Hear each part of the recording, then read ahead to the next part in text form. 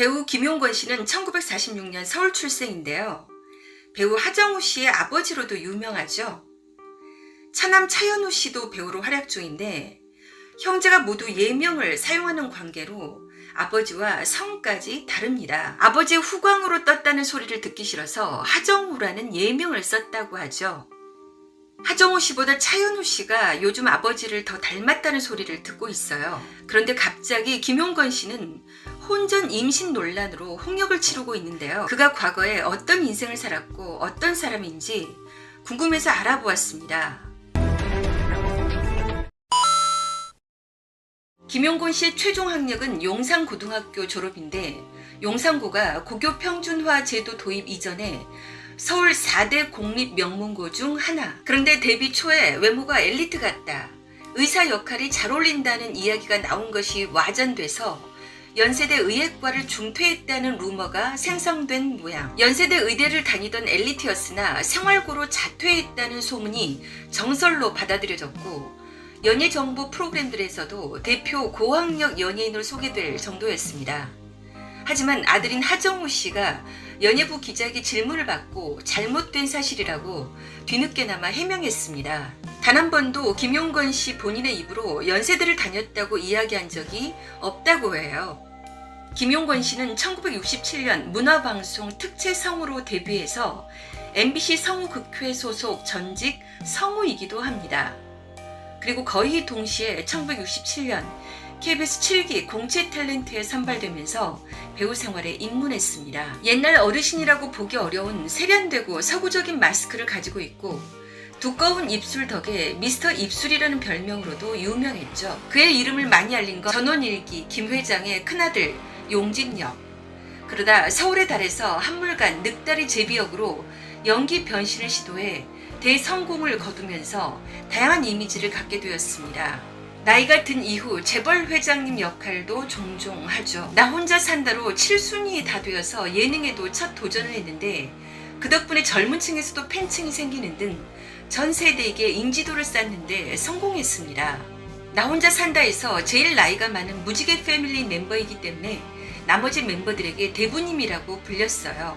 2015년 8월 SK텔레콤의 국제전화 브랜드인 00700 광고에 출연했는데 국제전화는 용건만 간다니라는 드립이 나오고 있습니다.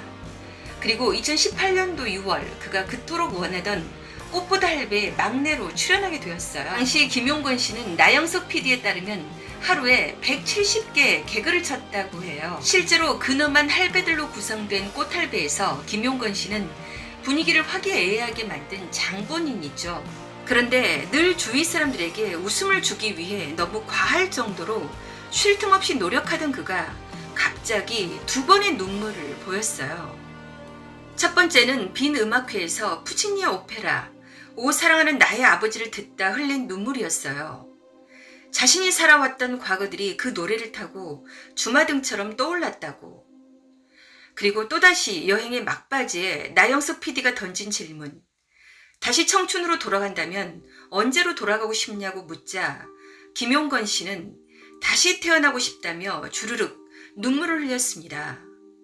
6.25로 가족이 몰락하기도 했고 젖을 제대로 먹든 분유를 먹든 이유식을 먹든 혜택을 받지 못했다고. 그런데 김용건 씨는 어렸을 때 힘든 기억뿐만 아니라 차마 말로 하지 못한 고통스러운 기억이 더 있었습니다. 김용건 씨는 이에 대해 억울하다고 했고 그리고 심지어는 결혼 생활마저 순탄치가 않았어요. 과연 어떤 일이었을까요? 김용건 씨는 과거 대만초 흡연 사건에 연루된 적이 있어요. 1976년 그의 나이 30살. 그가 방위로 군복무하던 시절 가수와 코미디언 등으로 구성된 위문단이 그가 있던 부대를 찾았습니다. 당시 위문단 중 10여 명이 무대 뒤에서 대마초를 피우다 적발된 동료들과 함께 그 또한 대마초 흡연 혐의를 받았어요. 실제로 그는 대마초를 피우지 않았지만 동료들을 위해 혼자 죄를 뒤집어쓰기를 자청했습니다. 데뷔 이후 한창 연기와 인기가 절정일 때의 선택이었어요. 이후 무려 3년 10개월의 공백을 깨고 연기력으로 시청자들의 마음을 다시 사로잡았습니다. 또한 최근 동료 배우들의 입을 통해 배려의 아이콘이라는 사실이 입증되었는데요. 김용건 씨는 출연한 작품을 함께한 팀을 위해 자신의 출연료 10%를 쓴다고 합니다. 1977년 결혼을 해서 아들 둘을 얻었지만 1996년 결국 이혼했습니다. 결혼 당시 극비로 했기 때문에 주변 지인들조차도 김용건 씨의 결혼 사실을 잘 몰랐을 정도였다고 해요. 김용건 씨 전 부인에 대한 정보는 공개된 바가 거의 없네요. 아이들이 어릴 적부터 부부 사이가 좋지 않아 김용건 씨가 홀로 기르다시피 했고 결국 전 부인의 젓갈 사업이 망한 것을 계기로 아예 이혼을 하게 된 것. 그 후 다른 여성과 재혼을 하지 않은 것으로 알려져 있어요.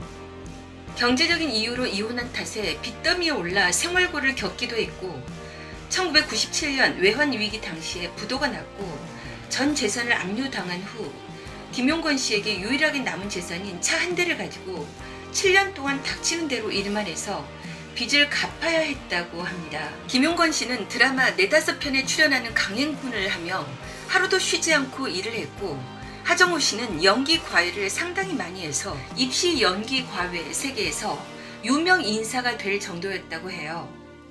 이 시절 집에 방이 모자라서 동생 차연호 씨는 방에서 재우고 하정우 씨는 베란다에서 기거했다고. 현재는 수십억 대의 채무를 모두 상환했습니다. 그동안 김용건 씨가 아버지로서 보여주었던 모습과 채무를 모두 갚는 등 책임감을 다하는 모습이었기에 이미지와 여론이 상당히 좋았는데요. 그래서 이 보도가 더 충격적으로 다가오고 있습니다.